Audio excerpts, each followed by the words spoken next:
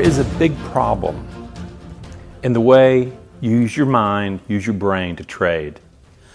It's not what you think it is, okay?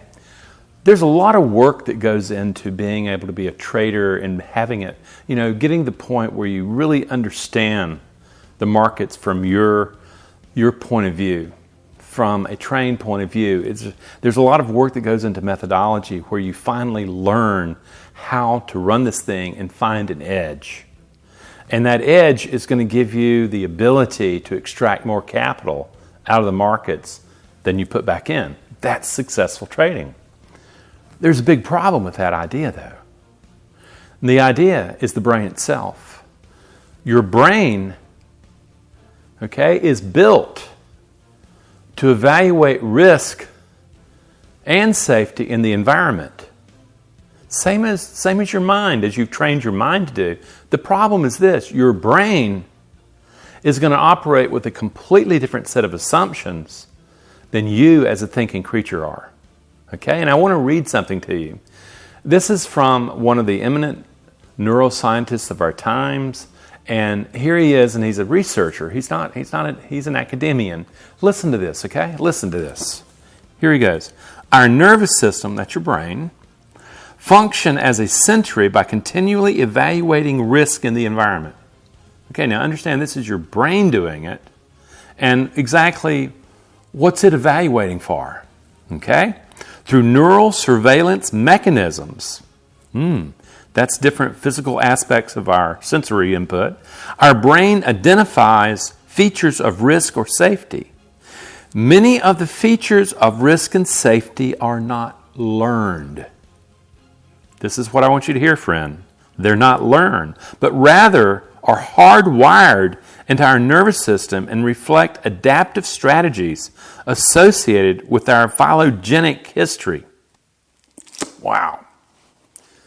What does that mean? That means basically we as Homo sapiens, taking us all the way back down from a time that we were not these human beings that we're looking at now. We're human beings, we've got the stuff, but we have not evolved this neocortex, this thinking brain that thinks it's in control. Rather, what we are is that phylogenetic business is our ancient ancestors who could not think, who did not think as we think, but at the same time their brain, their emotional brain, is out evaluating risk and safety in the environment in much the same way that you as a modern trader are evaluating risk and safety in the markets. Now, do you see where the confusion can happen here? Can you see where it's very easy for the ancient primitive brain, the one that was literally looking for risk and safety out there on the African savannah and finding a lot of them, it was a dangerous place, and then reacting to it basically with a brain built around fear, of avoidance of danger. Okay, now take that and recognize you have brought that right back up with you every time you trade. This time, though, you're trying to be this guy in control, this modern human being, and you're looking out in the environment, same eyes as the ancient had, and you're going, okay, I'm seeing risk. Yeah, my whole job as a trader is risk management and safety. I need to be able to, once I get into a trade, I need to really be able to make sure that I stay safe. I don't get into bad things. I do all that stuff. However, under stress, what do you think happens? That old ancient part of the brain takes over, and suddenly we have a primitive brain from a primitive ancestor making decisions about our risk and that whole 9 yards. Now, this is where it gets interesting and where you really need to check into this. Your emotional brain, when it experiences uncertainty, it's going to solve that problem. Okay? It's going to solve it. And we call that a limbic learning. When it finally comes across a solution that works, it'll lock it in literally synaptically, and it just absolutely starts flowing. You don't even have to think. Literally, your brain interacts with the environment and that signal shows up, say the trade goes against you, and all of a sudden it reacts by bringing an emotion up into play, and suddenly the force of that the emotion is outplaying, taking over mind, and there you go. Now, the trick is this. At one level, before our human ancestors thought like us, it stayed on the limbic level. It never had thoughts. It never had beliefs. It just was a solution about the avoidance or the attacking of threat.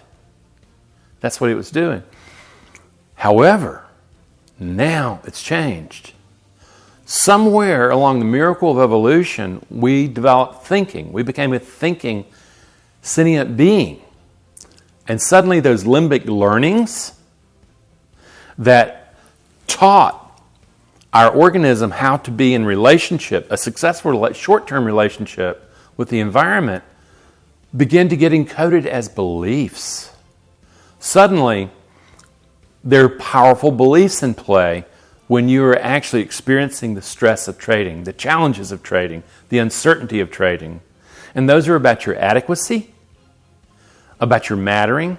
I got to win to show them I really matter. Your worth. Do I really deserve to make easy money?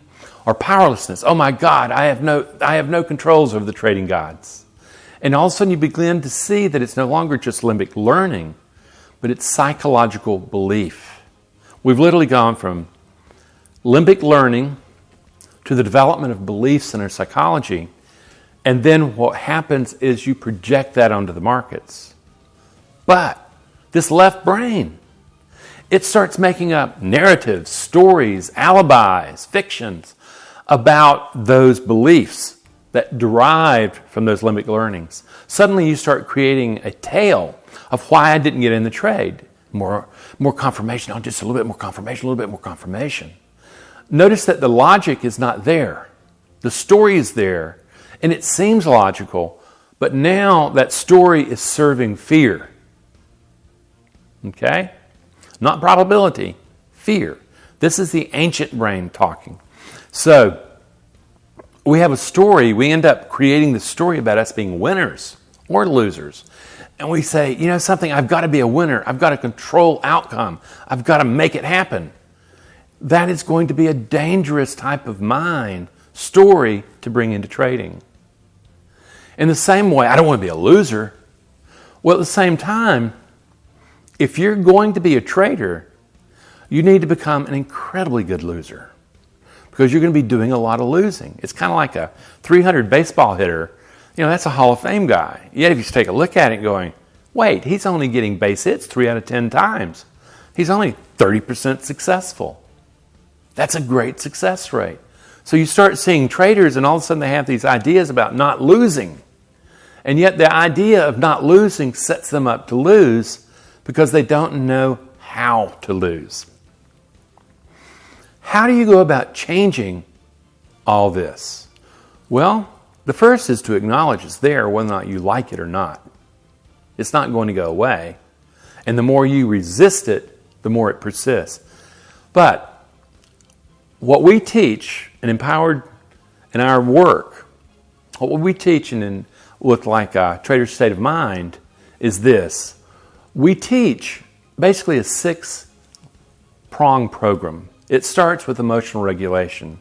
You really have to go in, you have to be able to manage the triggering of that emotion and being able to manage it so that it doesn't hit a peak level and then take over and just contaminate mind. That's the first level. The second level is to produce a level of mindfulness that allows you to step back out of thought and to recognize that all you really are, this you keep talking about, is actually a particular potential that has organized into a self, and you didn't have anything to do with it. You can kind of same stock with it into trading. You realize, oh my God, I can step back. My thoughts and I are not the same. My beliefs are not the same as me. And yet at the same time, I need to learn how to reorganize them. The third thing is you have to turn toward your demons, your darkness, and start realizing, wow, I need to turn toward what I fear. Yeah. And you discover there's an inner critic that judges and criticizes you. You discover that there's an orphan nature within you that's scared, or it's trying to prove its worth. Dangerous in trading. That's the next step. The next step is that you start discovering that there are powerful elements living within the self that you do need to manage probability rather than the old stuff the primitive brain gave you. And those are discipline, courage, self-soothing, and impartiality. Those are emotional programs that are part of your genetic structure, that phylogenic stuff that Porges was talking about.